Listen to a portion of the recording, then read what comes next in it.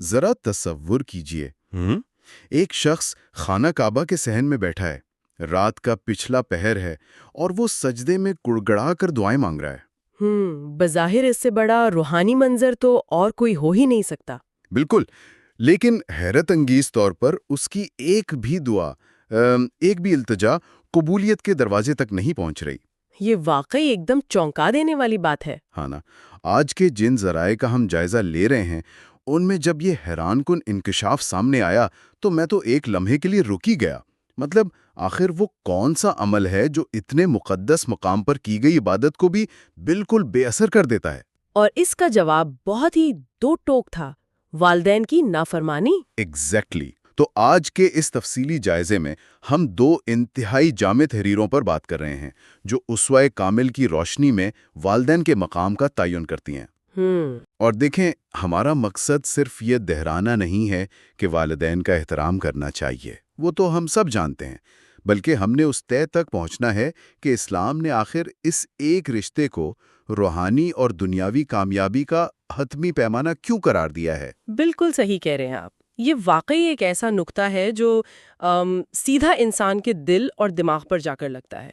عموماً ہوتا کیا ہے کہ ہمارا ذہن عبادات اور سماجی رشتوں کو دو الگ الگ کھانوں میں بانٹ دیتا ہے۔ ہم سمجھتے ہیں کہ خدا سے تعلق ایک بالکل ذاتی معاملہ ہے اور انسانوں سے تعلق بس ایک الگ سماجی ذمہ داری ہے۔ ہاں، ہم ان دونوں چیزوں کو جوڑتے ہی نہیں ہیں۔ بالکل، لیکن آج کی جو ذرائع ہیں وہ اس تصور کو 100% بدل دیتے ہیں، خاص طور پر آج کے اس تیز ترین دور میں جہاں ہر چیز کی قدر اس کے مادی فائدے سے طے ہوتی ہے۔ ہر چیز کا ہم ایک بل بنا لیتے ہیں۔ ہاں، تو وہاں اس رشتے کی اصل روح کو سمجھنا انتہائی ضروری ہو چکا ہے۔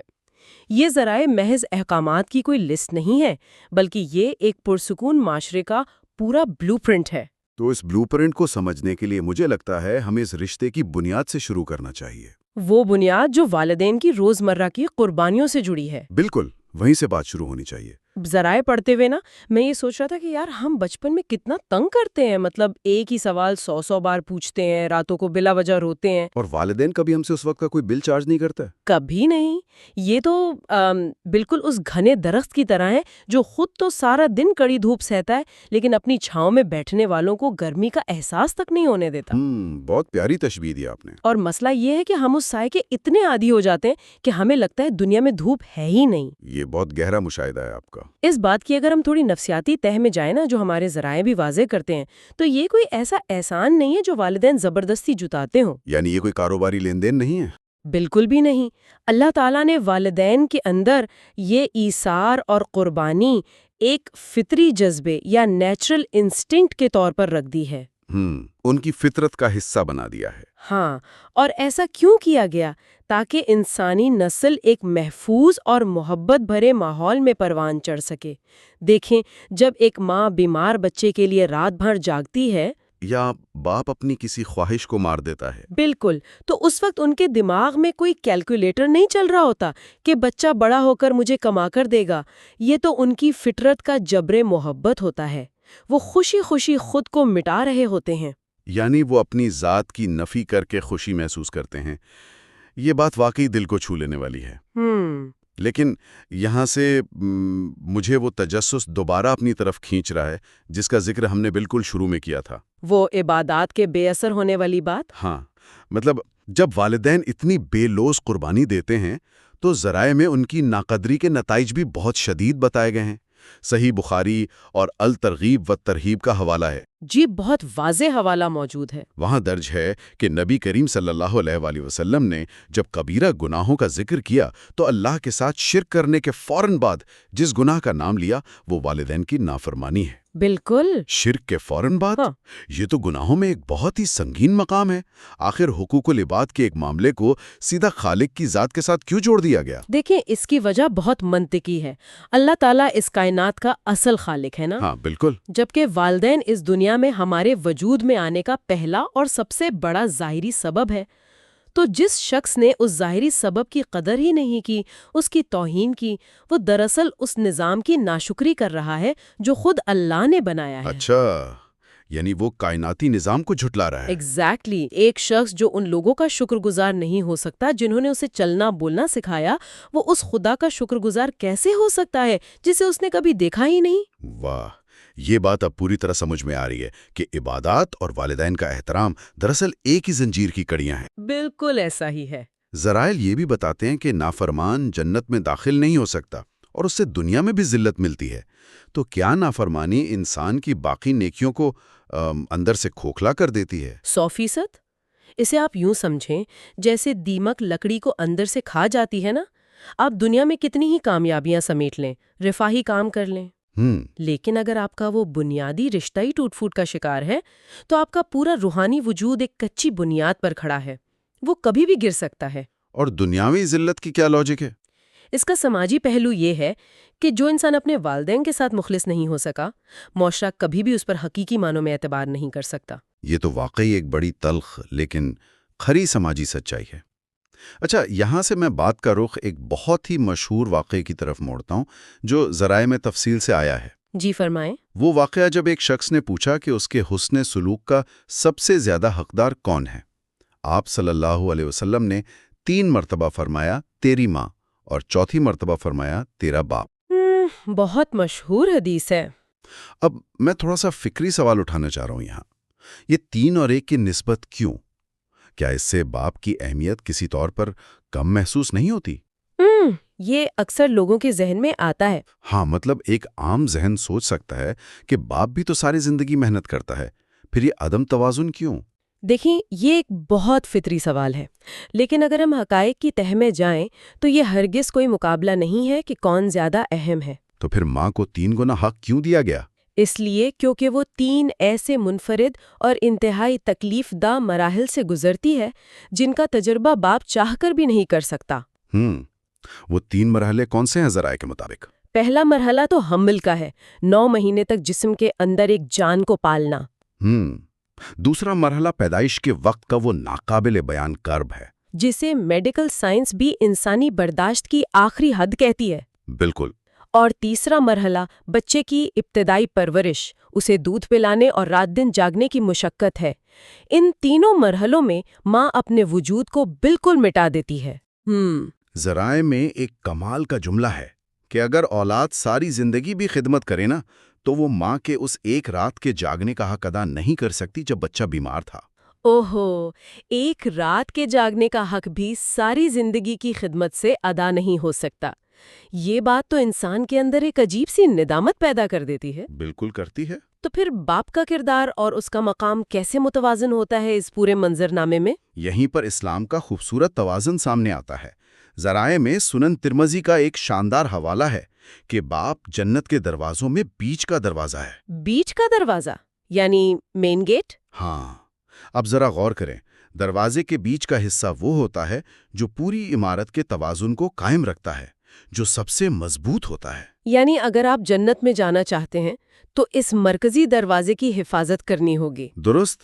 باپ دراصل وہ بیرونی ڈھال ہے جو دنیا کی سختیاں، معاشی تفکرات سب برداشت کرتا ہے اور خاموشی سے سارا بوجھ اٹھاتا ہے۔ ایگزیکٹلی۔ اس کی قربانیاں بظاہر ماں کی جسمانی تکالیف جتنی نمایاں نہیں ہوتی، لیکن اس کے بغیر خاندان بکھر سکتا ہے۔ یعنی ماں خاندان کی جذباتی روح ہے اور باپ اس کا مضبوط ستون ہے۔ بالکل، دونوں کے کردار اپنی جگہ بے مثال ہیں۔ یہ وضاحت بہت سی الجھنیں دور کر دیتی ہیں۔ اچھا، اب میں ان قرآنی احکامات پر آنا چاہتا ہوں جن کا تذکرہ ذرائع میں ہے، خاص طور پر بڑھاپے کے حوالے سے۔ جی، یہ بہت اہم حصہ ہے۔ قرآن میں اللہ نے اپنی عبادت کے فوراً بعد والدین کے ساتھ حسن سلوک کا حکم دیا ہے، اور یہاں قرآن ایک بہت ہی مخصوص اور حیران کن لفظ استعمال کرتا ہے، اف۔ اف۔ سختی سے منع کیا گیا ہے کہ انہیں بڑھاپے میں اف تک نہ کہو۔ صرف 2 حروف کا یہ چھوٹا سا لفظ اتنی اہمیت کیوں اختیار کر گیا ہے؟ اس اف کے پیچھے انسانی نفسیات کا ایک پورا سمندر ہے۔ دیکھیں، بڑھاپے میں انسان کی جسمانی طاقت جواب دے جاتی ہے۔ وہ ایک ہی بات بار بار دہراتا ہے، چڑچڑاپن آ جاتا ہے۔ ہاں، بالکل چھوٹے بچے جیسی کیفیت ہو جاتی ہے۔ بالکل۔ اب یہاں اولاد کا اصل امتحان شروع ہوتا ہے۔ قرآن جانتا ہے کہ اس مقام پر آ کر اولاد کے صبر کا پیمانہ چھلک سکتا ہے، اس لیے وہ ایک ریڈ لائن کھینچ دیتا ہے۔ اور وہ لکیر یہ اف ہے؟ مطلب کیا اس کا صرف یہ مقصد ہے کہ ہم ان سے جھگڑا نہ کریں؟ نہیں، بات اس سے بہت آگے کی ہے۔ اف دراصل بیزاری کی وہ سب سے چھوٹی اکائی ہے جسے ہم آج کل کی باڈی لینگویج کہتے ہیں۔ اچھا، یعنی مائکرو ایکسپریشنز۔ ہاں، ایک لمبی سانس کھینچنا، آنکھیں چرانا، ماتھے پر ہلکی سی شکن لانا۔ قرآن اس انتہائی نچلی سطح کی بیزاری کو بھی سختی سے رد کر رہا ہے۔ یہ تو واقعی ایک کڑا امتحان ہے، خاص طور پر آج کل۔ مطلب ہم سب اتنے مصروف ہیں، ہر وقت فونز میں گم رہتے ہیں۔ صبر تو جیسے ختم ہی ہو گیا ہے ہم میں۔ بالکل، ہم ایک ایپ کے لوڈ ہونے میں 2 سیکنڈ نہیں دے سکتے۔ ایسے میں والدین کوئی بات بار بار پوچھیں تو یہ ناگواری کا اظہار نہ کرنا، یہ اف نہ کہنا کتنا مشکل ہے۔ یہ مشکل ضرور ہے، لیکن اسی لیے اس کا اجر بھی اتنا بڑا ہے۔ ہمیں صرف یہ یاد رکھنا ہے کہ جب ہم نے ایک ہی سوال 100 بار پوچھا تھا تو انہوں نے مسکرا کر جواب دیا تھا۔ ان کے ماتھے پر کبھی شکن نہیں آئی۔ بالکل۔ تو اب جب انہیں سہارے کی ضرورت ہے تو قدرت ہم سے اس صبر کی واپسی کا تقاضا کرتی ہے۔ ذرائع کہتے ہیں کہ اپنی آواز کبھی ان کی آواز سے اونچی نہ کریں۔ بے شک۔ اچھا، یہ تو ان کی بات ہو گئی جن کے والدین خوش قسمتی سے ابھی حیات ہیں، لیکن یہاں ایک بہت ہی جذباتی اور تکلیف دہ سوال ابھرتا ہے۔ جن کے والدین رخصت ہو چکے ہیں؟ ہاں، انسان کو اکثر یہ پچھتاوا کھا جاتا ہے کہ یار میں اتنی خدمت نہیں کر سکا جتنی کرنی چاہیے تھی۔ تو کیا موت کے ساتھ ہی نیکی کمانے کا دروازہ ہمیشہ کے لیے بند ہو جاتا ہے؟ یہ ایک ایسا سوال ہے جو ہر باشعور انسان کو ستاتا ہے، لیکن اسلام اور ہمارے یہ ذرائع انسان کو مایوس نہیں چھوڑتے۔ تو پھر کیا راستہ ہے؟ نیکی کا دروازہ ہرگز بند نہیں ہوتا، بس اس کی شکل بدل جاتی ہے۔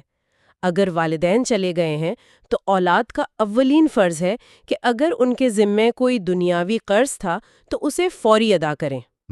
ان کے معاملات صاف کریں۔ بالکل، اگر کوئی وعدہ کیا تھا تو اسے پورا کریں۔ اور ایک اور بہت خوبصورت سماجی پہلو ہے کہ والدین کے دوستوں اور قریبی رشتہ داروں کا بالکل ویسے ہی احترام کیا جائے جیسے ان کی زندگی میں کیا جاتا تھا۔ یعنی والدین کے بنائے ہوئے رشتوں کو زندہ رکھنا بھی انہی کی خدمت ہے؟ یقیناً، جب آپ اپنے والد کے کسی پرانے دوست سے عزت سے ملتے ہیں نا، تو آپ اپنے والد کے احترام کو ہی زندہ کر رہے ہوتے ہیں۔ اور اس کے علاوہ صدقہ جاریہ کا تصور ہے۔ صدقہ جاریہ یعنی وہ نیکی جس کا بہاؤ کبھی نہیں رکتا۔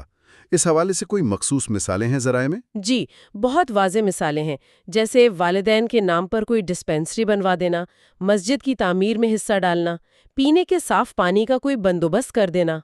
کوئی واٹر کولر یا نلکا لگوا دینا۔ بالکل، یا پھر کوئی سایہ دار درخت لگا دینا۔ ذرا سوچیں، جب تک لوگ اس پانی سے پیاس بجھائیں گے یا اس درخت کے سائے میں بیٹھیں گے، اس نیکی کا کاؤنٹر چلتا رہے گا۔ کتنا طاقتور تصور ہے یہ! یعنی درخت کی ہر پتی، ہر پھل کے ساتھ والدین کے درجات بلند ہو رہے ہیں۔ یہ تو اس احساس محرومی اور پچھتاوے کو ایک نہایت مثبت عمل میں بدلنے کا طریقہ ہے۔ بالکل صحیح کہا آپ نے۔ یہ اسلام کا وہ نظام ہے جو انسان کو ماضی میں قید نہیں ہونے دیتا، بلکہ اسے معاشرے کے لیے مزید فعال بناتا ہے۔ تو اگر ہم آج کے اس پورے تفصیلی جائزے کے کڑیوں کو آپس میں جوڑیں تو یہ بات شیشے کی طرح صاف ہو جاتی ہے کہ والدین کی خدمت محض کوئی سماجی حسم نہیں ہے۔ یہ اسلام کے نزدیک دنیا اور آخرت کی کامیابی کی بنیادی شرط ہے۔ ہم اللہ کو تب تک راضی نہیں کر سکتے جب تک ہم ان ہستیوں کو راضی نہ رکھیں جو ہماری پرورش کا ذریعہ بنے۔ اور اگر اسے ہم تھوڑے بڑے سماجی تناظر میں دیکھیں نا، تو یہ احکامات صرف ایک خاندان کو نہیں جوڑتے، بلکہ پورے معاشرے کی نفسیات کو سنوارتے ہیں۔ وہ کیسے؟ جب ایک انسان گھر میں کمزور والدین کے سامنے جھکنا اور نرمی سے بولنا سیکھ لیتا ہے تو وہ باہر کی دنیا میں کبھی بھی ظالم یا بے حس نہیں ہو سکتا۔ یہ ایک پرسکون معاشرے کا بلو پرنٹ ہے۔ کیا کمال کی بات کہی آپ نے! گھر کا احترام انسان کی بیرونی شخصیت کی تربیت کر رہا ہے۔ اس سے پہلے کہ ہم گفتگو ختم کریں، ایک حتمی خیال میرے ذہن میں آ رہا ہے جو میں سننے والوں کے لیے چھوڑنا چاہوں گا۔ جی ضرور۔ آج ہم نے سمجھا کہ محض اف کہنے سے گریز کرنا، یعنی بیزاری کا ہلکا سا اظہار بھی نہ کرنا، اتنی بڑی روحانی اہمیت رکھتا ہے۔ تو ذرا تصور کریں، اگر ہمارا یہ موجودہ دور جہاں سب کا صبر کم ہوتا جا رہا ہے، اگر ہم اسی درجے کا صبر اور اسی بے پناہ احترام کو صرف اپنے والدین تک محدود نہ رکھیں، بلکہ اپنے ارد گرد موجود ہر بزرگ، سڑک پر چلتے کسی معمر شخص یا کسی بھی کمزور انسان کے لیے اپنانا شروع کر دیں، تو کیا ہوگا؟ بہت گہری بات ہے۔ کیا محض اس ایک رویے سے ہماری سماجی نفسیات اور اس معاشرے کا مجموعی چہرہ ہمیشہ کے لیے نہیں بدل جائے گا؟ یہ وہ سوال ہے جو ہمیں اپنے آپ سے پوچھنا چاہیے۔ آج کے اس تفصیلی جائزے میں شامل رہنے کا بہت شکریہ۔